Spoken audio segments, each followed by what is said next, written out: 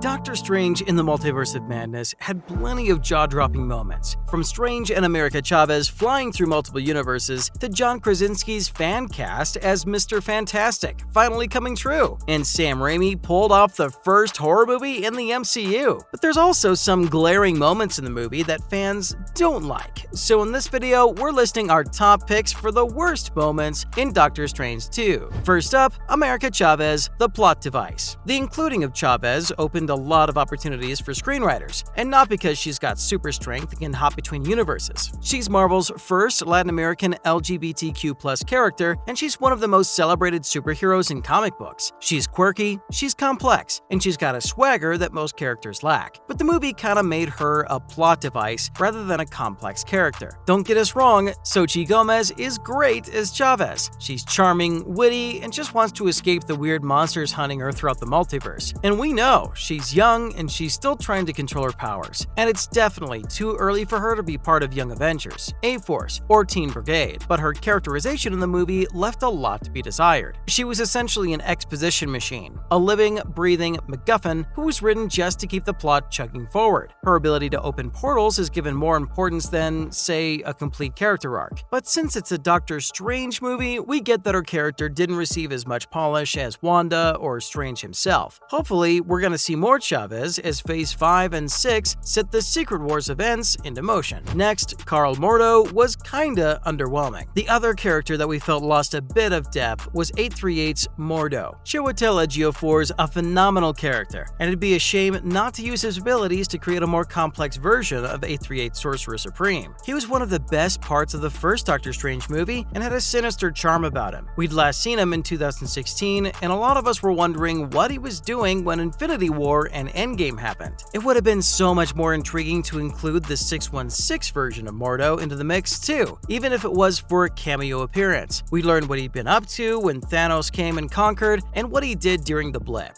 Did he get blipped too? We were hoping the movie would answer that. Even though 838's Mordo is interesting and eventually antagonistic towards Strange, he isn't the same threat he used to be. The first movie set him up as an arch nemesis for the Sorcerer Supreme. Someone to be really concerned about, you know? But he just felt a tad underwhelming in Doctor Strange 2. Up next, the fan service was worth it, but ultimately wasted the cameos. Now, a few weeks before the movie was released, somebody leaked the story details, including the cameos, on Twitter and Reddit. People were understandably upset about it, considering that most fans wanted to be surprised when the movie hit theaters, but they were even more upset to learn that the movie would feature small cameos from the Illuminati, and they'd end up getting killed by Wanda. Obviously, it's a way to heighten the threat of the Scarlet Witch. She's one of the most powerful superheroes in the MCU, and you'd be stupid to go against her. But at the same time, the rest of the Illuminati aren't drinking tomato soup all day. They're pretty formidable in their own right. But then, someone pointed out that it's probably a fake-out by Marvel. The real cameos would be different. And when we finally saw the movie in the cinema, the fan service was worth it. Seeing Ansel Mount's Black Bolt and Krasinski's Reed Richards felt like a dream come true for a lot of us. But while fan service should be just that, it should also add the story. It also offers some complexity. When Strange enters the Illuminati's chambers, he's greeted by a roll call of the characters, including Charles Xavier. But there's not much more than that except exposition. We get that it's important, but they just die afterwards. Charles reaching into Wanda's mind to help her leads her to nothing but his death. And Captain Carter's death was hilariously sad. And if you argue that their sacrifice helps America escape, well, no, not really. Wanda catches up to her, Strange, and Christine anyway. We get that it's mostly a fan service moment, but it could have been so much more. Also, Reed Richards isn't really that smart. You know how Mordo calls Reed Richards the smartest man alive? Yeah, he's not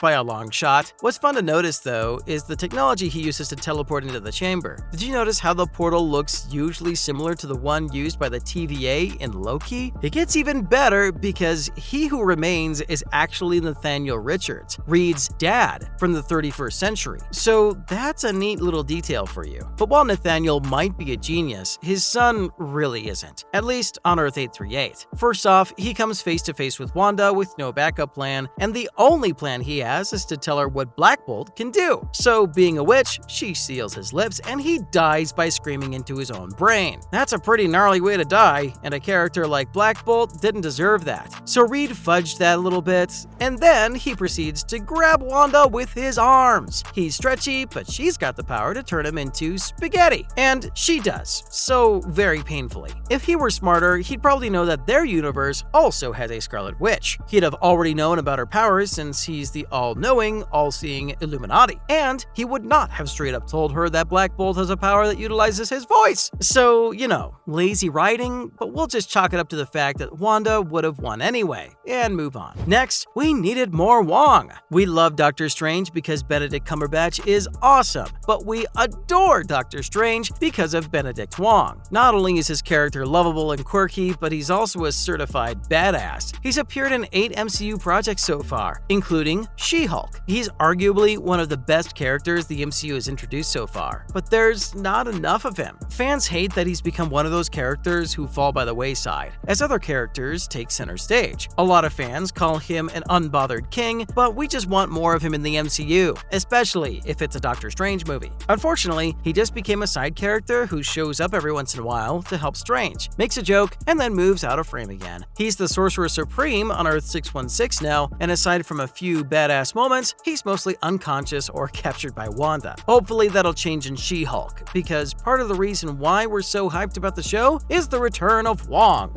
Up next, for a movie that's about the multiverse, there's surprisingly not enough multiverse. And that was one of the major concerns fans had when they got out of the cinemas. When you're talking about a multiverse of madness, you'd think that the writers would take advantage of that. And while the sequence in the beginning is brilliantly executed, it doesn't count. It's the money shot that wowed audiences, but when you think about it, all we got were 2 universes. We get that it's a way to emphasize the effect of incursions, but they're not even a huge deal until the post-credit scene. So, we could have done with a lot more universe hopping. On the flip side, everything, everywhere, all at once, and more multiversal madness than Doctor Strange 2 did. And that's disappointing because we expected more from Marvel, and a few precious seconds in the paint and cartoon universes just doesn't cut it. Finally, Earth 838 Wanda just kind of forgives 616 Wanda. So Wanda from Earth 616 takes over the body of Wanda from 838. She murders the Illuminati and possibly more people. She tortures a teenager, and she terrorizes her own children. At the end of the movie, when 616 Wanda's on her knees and realizes she's turned into a monster, 838 Wanda just understands. She holds her face in her hands and sort of forgives her. Buddy, you need to fling her butt back to where she came from. Or better yet, call the Avengers and have them take her in. Look, we get that she'd be understanding of loss, and she probably understands what it's like to be corrupted by the Darkhold. There's no coming back from it, and even if you do, you're cursed. All 616 Wanda wanted was her children. After all we've seen the poor woman go through, it was a tragedy what happened. But that doesn't excuse the atrocities she's committed in order to achieve her goals. The ends don't always justify the means, especially in Wanda's case. Her hands are scarlet with murder. Get it? And if we found a different version of ourselves terrorizing our kids, we'd use our powers to bring that version to justice, no matter how understanding we were. And that's a wrap on this video. Thanks for watching. So which moments did you hate the most, and which were your favorites? Tell us down in the comments. And as always, be sure to give this video a giant thumbs up and subscribe to our channel so you never miss out on more MCU content. We'll see you in the next one.